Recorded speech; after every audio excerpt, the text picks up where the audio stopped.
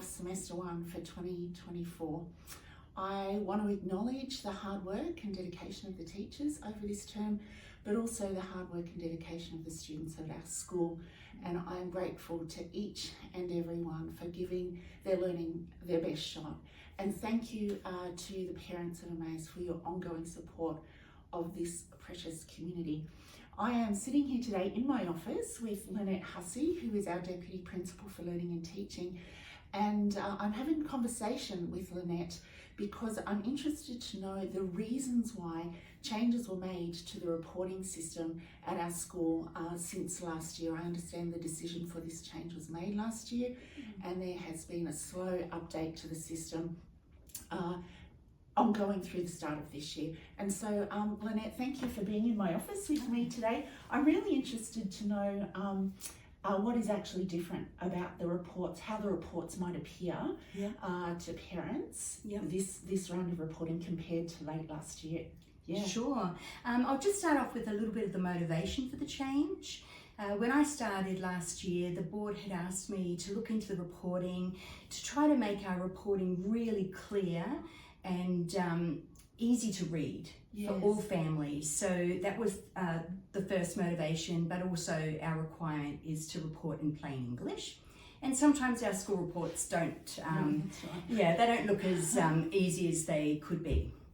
So some of the changes that families will notice is the size of the document.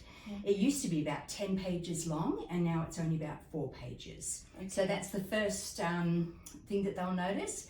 Also, there's a really clear line of sight from the Australian Achievement Standards to where your student is actually at.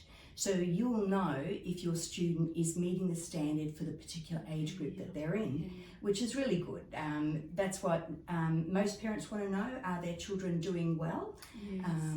And are they up with their peers? Yeah, got you.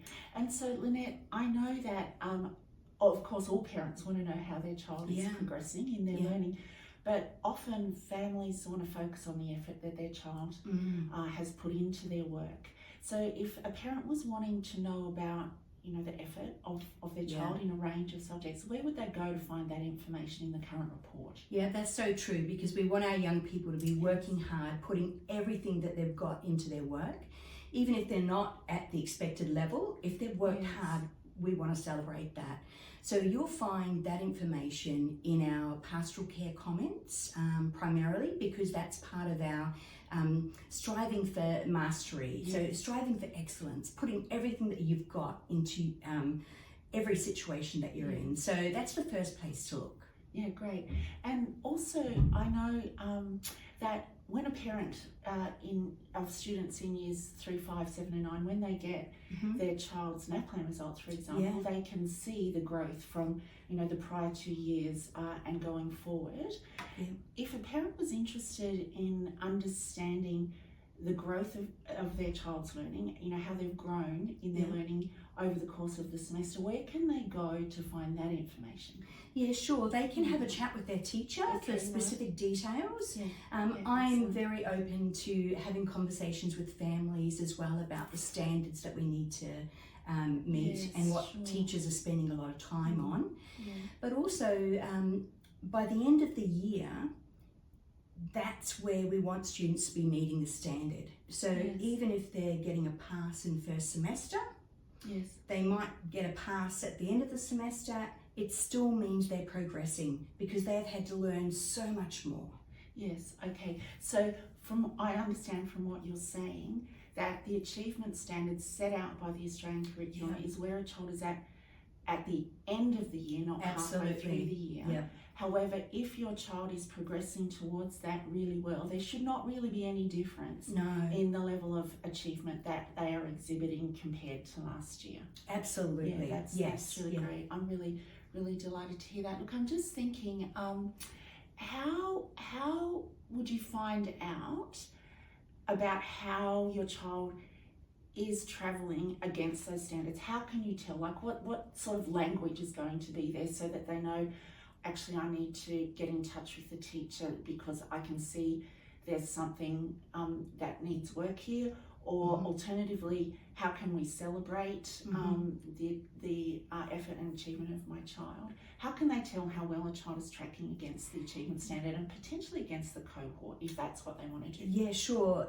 I would be looking at the strengths, areas of strength as a learner, and also the areas for growth. The teachers have worked together to come up with some statements about how a young person is travelling in their studies. So whether they're distracted or whether they are just on task all the time, whether they've got great problem solving skills or great language skills, you'll see that. Also, to compare against the whole cohort of, say, year threes, the back page has the percentage of students that are at each standard. Yeah, got you.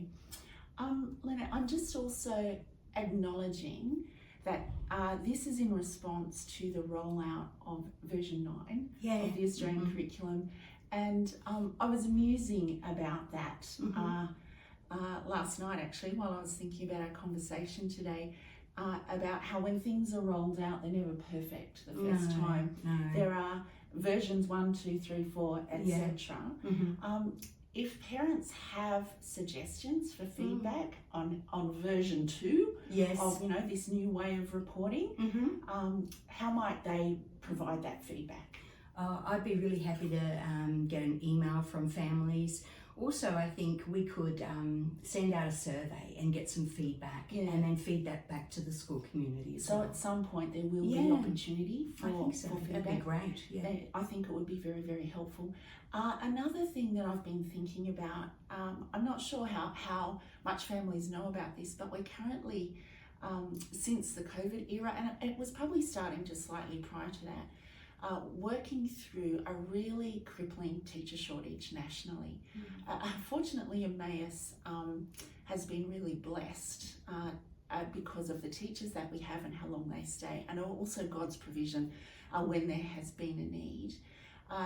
Research is indicating that some of the reasons that people are leaving the profession is the burdensome workload that can sometimes come. And I'm interested to know, while the first iteration of something is always a bit of a challenge, how into the future might this format of reporting be supporting? We talk about being a community that cares for others. How might this format be supporting the well-being of our teachers in particular? It's going to give teachers more time with the students rather than doing all the administrative ticking boxes. So it's the teachers will be assessing students against the Australian curriculum standards, providing that information to families, and then using every strategy that they have to support the young person to actually improve. That's really terrific. So when will reports be going out to families? Thursday and Friday, so the last 2 days of the term. So next week? Yes, absolutely. It will be a rollout of grades. So some parents might get a year 1 report and not a year 9. So if you just be patient as they roll out. So a staggered release. Yep. Great. Okay, that's really good to know. And Lynette, I understand that you're going to be creating a loom with some slide decks and things for parents if this is something that they are really interested in finding out more about. Where can parents find that information and when can they find it? Next week we'll be releasing those. I imagine that they will be going out via email. There'll be one that just talks about the Australian curriculum, another about our new reporting template, and I'll step families through what the information means. And also we'll be releasing some videos later on about inclusion and how we fit that into our reporting of progress as well. So final question before we wrap up. For families who receive their children's reports on Thursday and then also again on Friday, if they're wanting to seek further information, how can they find that information? Noting that we're going straight into the school holidays.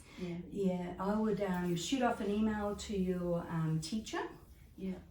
I'm quite happy to respond if I can, and I'll direct families to the right person. Okay. And so if a family wanted to set up a time to meet, or something that's possible as well. Absolutely. And then we also have our parent-teacher interviews later in the term. Yeah, great. That's Next term. really good to know.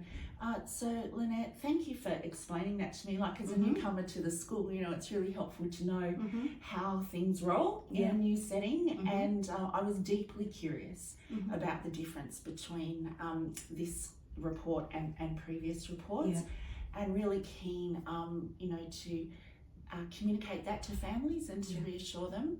And I think I also just want to note that a physical report is really only part of the whole reporting system, isn't it? Like, the best way to understand how your child is going, I guess, is to be in frequent, you know, positive communication, positive partnership with a child's teacher. And so again, you know, I say to the parents and caregivers of our Emmaus community, thank you for being such positive partners with us. Know that you're welcome in our school, know that your feedback is welcome, and know that we're here to support and care for your children and for you as families of Emmaus Christian School. So until term 3, I just want to say, you know, again, thank you for supporting me as I've come to Emmaus. I love being part of this community. I love the children, I love the families, and I simply I love and have great respect for the amazing staff here. So thank you, and have a great mid-semester break. I hope you're going somewhere warm. Take care, and we'll see you next term. Bye.